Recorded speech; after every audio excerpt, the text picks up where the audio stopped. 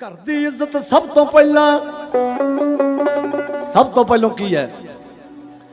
ਜਿਹੜੇ इस दुनिया ਦੇ ਵਿੱਚ ਸਿਆਣੇ लोग हाले भी हैगे आ, अजे भी हैगे जिन्होंने पता है कि ਅਸੀਂ ਕਿੱਥੋਂ आए हैं, की करना है ਤੇ ਮਾਂ ਮੇਰੀ ਉਹ ਜਾਣਾ ਕਿੱਥੇ है। ਇਹ ਤਿੰਨ ਟੇਸ਼ਨ ਹੈ ਸਾਡੇ, ਕੱਲਾ ਨੂੰਹਾਂ ਨਾਲ ਲੜਨ ਵਾਲਾ ਟੇਸ਼ਨ ਹੀ ਨਹੀਂ, ਇੱਥੇ ਹੋਰ ਬਥੇਰੇ ਆ।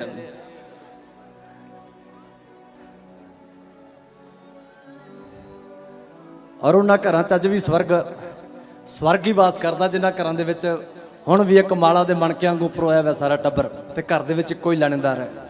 ਉਹ ਘਰ ਹੁਣ ਵੀ ਨਹੀਂ, ਜਿੱਥੇ ਪ੍ਰਧਾਨ ਹੀ 4-4 5-5 ਹੋ ਗਏ ਉੱਥੇ ਤਾਂ ਕਲੇਸ਼ ਪੈਣਾ ਹੀ ਹੈ। ਔਰ ਇਹ ਪ੍ਰਧਾਨਗੀਆਂ ਸਾਡੀ ਈਗੋ ਦੀਆਂ, ਸਾਡੀ ਮੈਂ ਨੂੰ ਸੱਟ ਵੱਜਦੀ ਹੈ ਜਦੋਂ ਕੋਈ ਕਹਿੰਦਾ ਕਿ ਤੇਰੀ ਮੰਨਦਾ ਹੀ ਨਹੀਂ।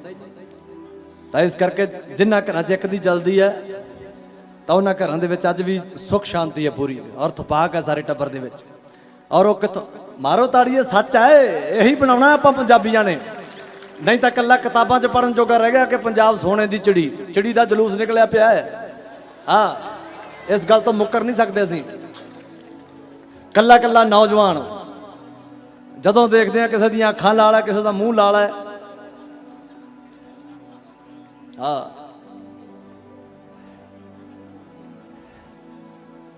ਉਹ ਬਾਬੇ ਨਾਨਕ ਵਾਲੀਆਂ ਸਹੀ ਹੈ ਕਿ ਪਹਿਲੇ ਖੂਹ ਦਾ ਤੀਜੇ ਨੂੰ ਲੱਗਿਆ ਕਰੂ।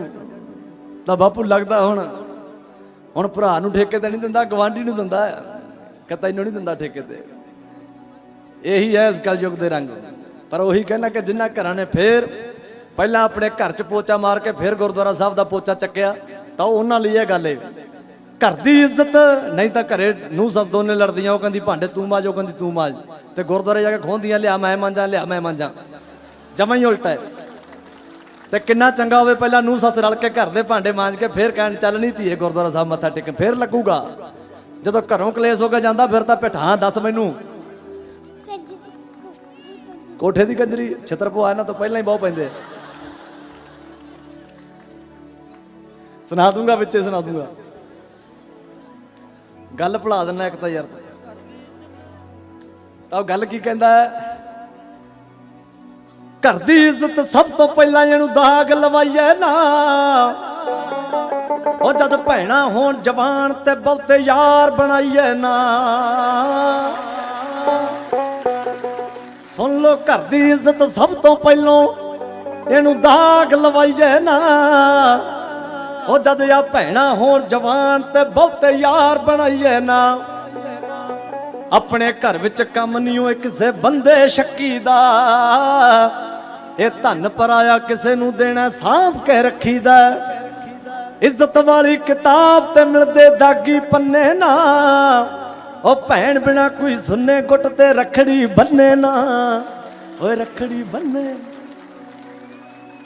ਇੱਜ਼ਤ ਵਾਲੀ ਕਿਤਾਬ ਤੇ ਮਿਲਦੇ ਦਾਗੀ ਪੰਨੇ ਨਾ। ਉਹ ਭੈਣ ਬਿਨਾ ਕੋਈ ਸੁੰਨੇ ਗੁੱਟ ਤੇ ਰੱਖੜੀ ਬੰਨੇ ਨਾ।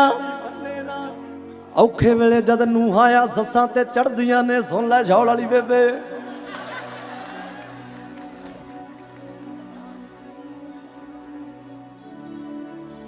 ਮਾਮਲਾ ਗੜਬੜ ਹੈ। ਔਖੇ ਵੇਲੇ ਜਦ ਨੂੰਹਾਂ ਆ ਸੱਸਾਂ ਤੇ ਚੜਦੀਆਂ ਨੇ, ਨੀ ਭੈਣੇ ਇੱਕ ਬੋਲੀ ਪੜ੍ਹਦੀਆਂ ਨੇ। ਬੋਲੀ ਕਿਹੜੀ ਪੜ੍ਹਦੀਆਂ?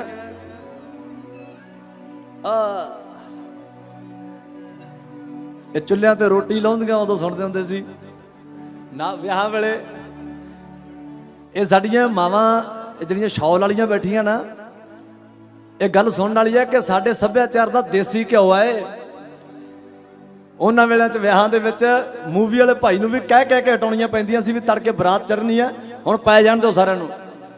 ਤੇ ਹੁਣ ਵਾਲੀਆਂ ਕੁੜੀਆਂ ਸਾਡੀਆਂ, ਹੁਣ ਇਹਨਾਂ ਨੇ ਵਿਆਹ 'ਚ ਬੋਲੀ ਪਾਉਣੀ ਹੋਵੇ ਤਾਂ ਸਹੇਲੀ ਤੋਂ ਮੰਗਾਉਂਦੀਆਂ WhatsApp ਤੇ ਕਿ ਭੇਜੀ ਇੱਕ ਬੋਲੀ। ਤੇ ਮੂਵੀ ਵਾਲੇ ਨੂੰ ਕਹਿਣਾ ਪੈਂਦਾ ਭਾਈ 3-4 ਬੋਲੀਆਂ ਪਾ ਕੇ ਸ਼ਗਨ ਤਾਂ ਕਰ ਦਿਓ। ਇਸ ਕਰਕੇ ਇਹਨਾਂ ਨੂੰ ਸਲਾਮ ਹੈ, ਸਾਰਾ ਜ਼ੋਰ ਤਾੜੀ ਮਾਰੋ ਇੱਕ ਇਹਨਾਂ ਲਈ, ਸਾਡੀਆਂ ਮਾਵਾਂ ਲਈ। ਔਖੇ ਵੇਲੇ ਜਦ ਨੂੰਹਾਂ ਆ ਸੱਸਾਂ ਤੇ ਚੜ੍ਹਦੀਆਂ ਨੇ, ਉਸੇ ਵੇਲੇ ਭੈਣ ਤਾਂ ਇੱਕ ਬੋਲੀ ਕਿਹੜੀ ਪੜ੍ਹਦੀਆਂ ਨੇ? ਤਾਂ ਬੋਲੀ ਪੜ੍ਹਦੀਆਂ, ਸੱਸ ਹੋਵੇ ਤਾਂ ਚੰਗੀ ਹੋਵੇ, ਨਹੀਂ ਤਾਂ ਕੰਧ ਤੇ ਫੋਟੋ ਟੰਗੀ ਹੋਵੇ। ਨੀ ਭੈਣੇ ਸੱਸ ਹੋਵੇ ਤਾਂ ਚੰਗੀ ਹੋਵੇ, ਨਹੀਂ ਤਾਂ ਕੰਧ ਤੇ ਫੋਟੋ।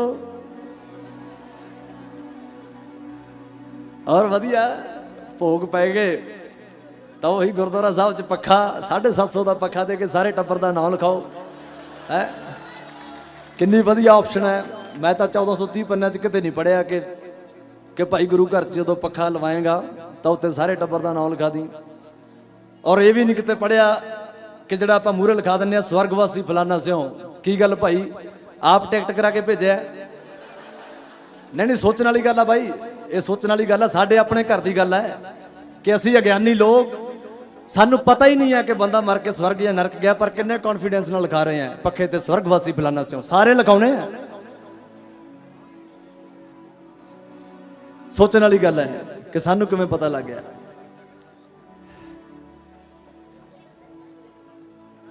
ਔਰ ਜਿਹੜਾ ਸਾਡੇ ਬਾਬਿਆਂ ਦਾ ਲੰਗਰ ਸੀ ਇੱਕ ਦਾਲ ਫੁਲਕਾ, ਉਹਦਾ ਅੱਜ ਕੱਲ ਮਟਰ ਪਨੀਰ ਬਣ ਗਿਆ ਹੈ। ਅੱਜ ਕੱਲ ਲੰਗਰ ਵੀ ਦਿਖਾਏ ਜਾਂਦੇ ਆ ਜੀ, ਉੱਥੇ ਲੰਗਰ ਚੱਲਿਆ, ਬਹੁਤ ਲੰਗਰ ਚੱਲਿਆ, 20,000 ਬੰਦਾ ਛਕ ਗਿਆ, ਮਟਰ ਪਨੀਰ ਸੀ ਮੁੱਕਿਆ ਹੀ ਨਹੀਂ। ਤਾਂ ਸੁਣਦਿਆਂ ਨੂੰ ਕੰਨਾਂ ਨੂੰ ਸ਼ਰਮ ਆਉਂਦੀ ਹੈ ਕਿ ਕੀ ਯਾਰ ਇਹ ਬਾਬੇ ਨਾਨਕ ਦੇ ਘਰ ਦੀਆਂ ਗੱਲਾਂ ਹੋ ਰਹੀਆਂ ਕਿ ਕੋਈ ਹੋਰ ਰੈਸਟੋਰੈਂਟ ਖੁੱਲ ਗਿਆ ਹੈ। ਸੱਚੀ ਬਾਤ ਆ ਦੋਸਤੋ, ਇਹ ਜਿਹੜੇ ਸੜਕਾਂ ਤੇ ਟਾਇਰ ਸਿੱਟ ਕੇ ਵੀ ਜਿਹੜੇ ਲੰਗਰ ਲਾਉਣੇ ਆ ਨਾ, ਇਹਨਾਂ ਲੰਗਰਾਂ ਨੇ ਸਾਨੂੰ ਰੱਬ ਨਹੀਂ ਮਿਲਾਉਣਾ। ਜੇ ਆਖੀ ਅਸੀਂ ਸੇਵਾ ਕਰਦੇ ਹਾਂ, ਰਾਹ ਜਾਂਦੇ ਰਾਹੀਆਂ ਨੂੰ ਪਰੇਸ਼ਾਨ ਕਰਦੇ ਹਾਂ, ਅਸੀਂ ਲੰਗਰ ਲਾਉਣੇ ਆ ਤਾਂ ਕੋਈ ਪਿੱਛੇ ਹਟ ਕੇ, ਔਰ ਉਹਨਾਂ ਨੂੰ ਲੰਗਰ ਲਾਈਦੇ ਆ, ਸੜਕਾਂ ਤੇ ਲੰਗਰ ਲਾਉਂਦੇ ਆ। ਔਰ ਮੇਰੇ ਵਰਗਾ 25 ਲੱਖ ਦੀ ਕਾਰ ਲੈ ਕੇ ਲੰਘਦਾ, ਜਿਹਦੇ ਕੋਲ ਕਾਰ ਇੰਨੀ ਮਹਿੰਗੀ ਉਹਦੇ ਕੋਲ ਰੋਟੀ ਨਹੀਂ ਹੋਊ। ਤਾਂ ਜੇ ਲੰਗਰ ਛਕਾਉਣਾ ਤਾਂ ਉਹਨਾਂ ਨੂੰ ਛਕਾਓ ਜਾ ਕੇ ਝੁੱਗੀਆਂ, ਜਿਨ੍ਹਾਂ ਕੋਲ ਲੰਗਰ ਹੈ ਨਹੀਂ ਵਾਕਈ, ਜਿਨ੍ਹਾਂ ਕੋਲ ਵਾਕਈ ਆਟੇ ਦਾ ਫਿਕਰ ਹੈ ਨਾ ਸ਼ਾਮ ਦੇ ਦਾ, ਜਾ ਕੇ ਉਹਨਾਂ ਕੋਲੇ ਬੈਠ ਤੇ ਮਹੀਨਾ ਡਿਊਟੀ ਲਾ। ਪਰ 31ਵੇਂ ਦਿਨ ਕੌਣ ਖਵਾਊਗਾ?